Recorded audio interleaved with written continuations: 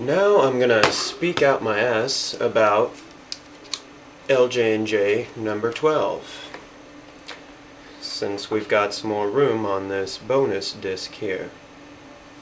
Let's see, L&J Go Away is the intro for number 12, which started out the mood a little grim because Luka and John were going to Arizona and everybody was sad.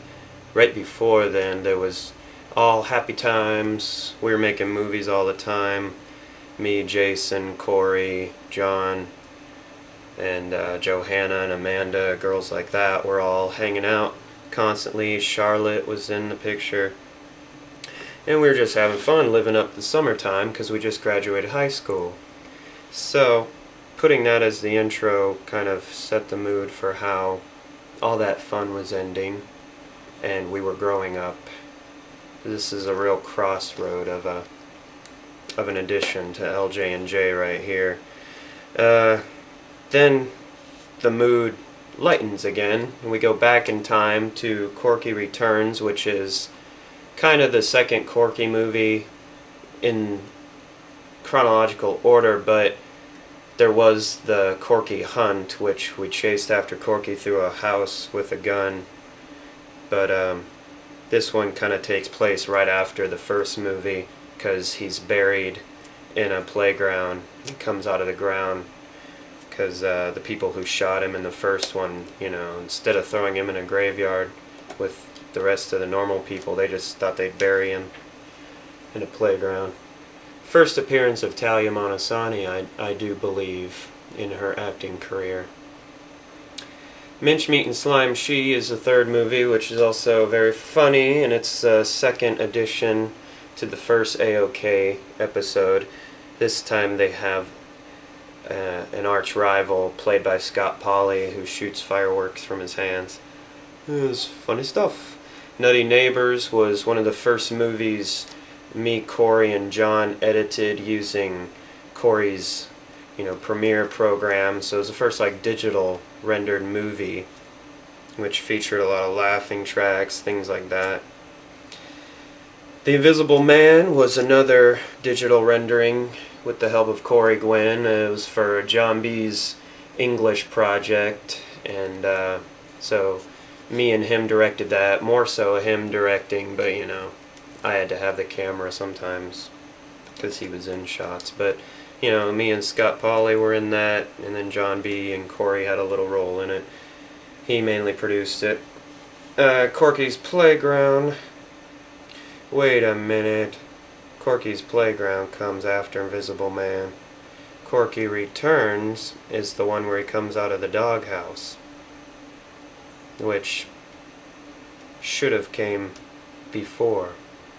It become after the Playground, because the Playground one is where he comes out of the ground after being buried, and where he comes out of the doghouse, that one comes after the Playground in order, because he doesn't die at the end of the Playground one. He's homeless and he has to live in a doghouse, because once he realized in the first one that he wasn't the cool guy he thought he was, he lost everything. He lost his house, he lost his money, his women, his riches. Let's see. vol.12 was a promotional video we did to get a foreign exchange student from Vietnam elected as senator. Him and Jason Gabehart were running, and Jason Gabehart wanted to be president or whatever, and then Quang Lam wanted to be senator for the Silver Party. And that video got us a lot of laughs. We showed it in front of the entire Silver Party of, class of '99. But God bless Quang's heart, he just couldn't speak much English, and they didn't want him as their senator. And after he lost, he walked up to one of the balloons and he goes, popped it with his hands. It was great. You'd have to have been there. I wish we could have got that on video. Muzzy was a movie about when Luka and John were bored and we were sitting at my house, and he put this fucking lambskin over his head and these goofy glasses, and he's like, and we kept, talking about those goofy Muzzy commercials where he teaches kids how to speak different languages, but you can't even understand what he's saying because he's like,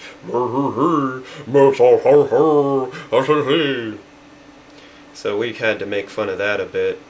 Fairy Boy was John B. wearing my chamber singer's outfit, which looked a lot like Link from Legend of Zelda, so he danced around like a fairy boy.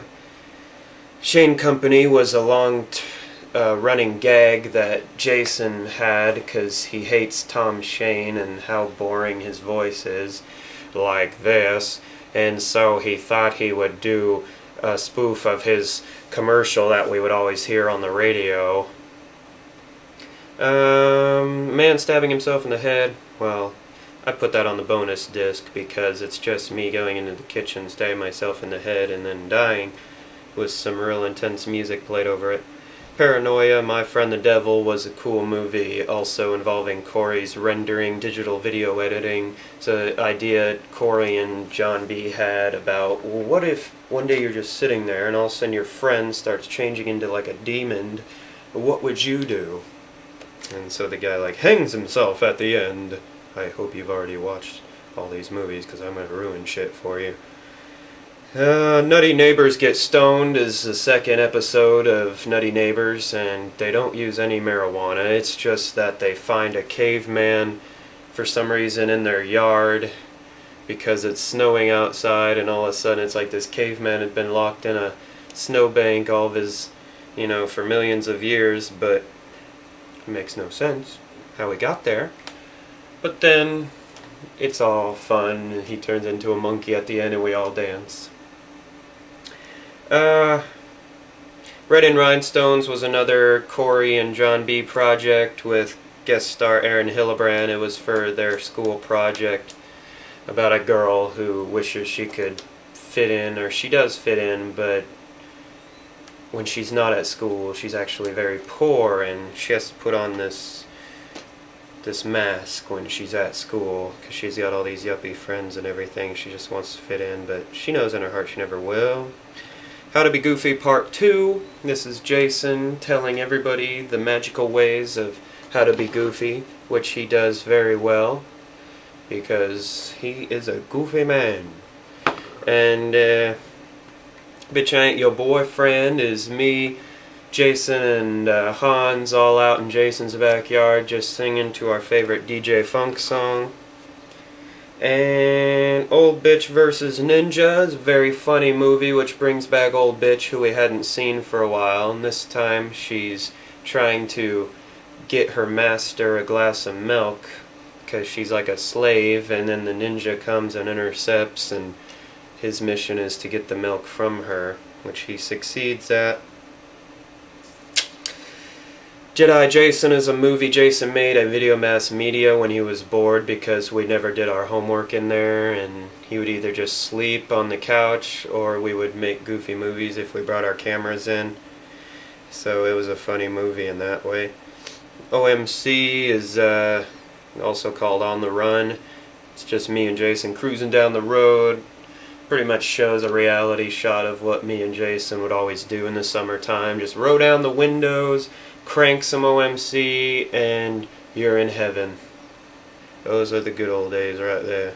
Johnny Rotten is a movie we started a long time before this tape number 12 era, but we finished it in Arizona when Jason came out to visit me in, 1999, 2000 time period. About the trials and tribulations of Johnny Rotten done in like a behind the music sort of way.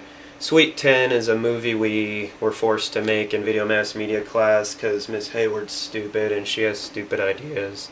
So it's like, it shows what each different character would do if they found a $10 bill. So we just got a couple different characters to do that. Let's see, Oasis Tragedy was the only movie me and John B. made. It was like a day after we moved to Arizona. There was a lot of tension between me and John because we were both very sad and very unhappy people. And we made this lame movie because John B. went to the store that day and bought an Oasis CD, and he got gypped on it because it was just a bunch of talking about Oasis's lives narrated by some, British wanker guy. Luka's Gone was the final movie on this tape, and it picks up where the beginning of the tape left off with that sad mood of Luka and John leaving, and then Jason at the end when Luka's gone shows what he goes through. How sad he is and how much he's missing me and all that. Which I should have made a movie like that too, because I missed everybody as well. Anyway, that's tape number 12. Thank you for watching. And now I'm going to start getting to work on more DVD, LJ&J DVDs to come.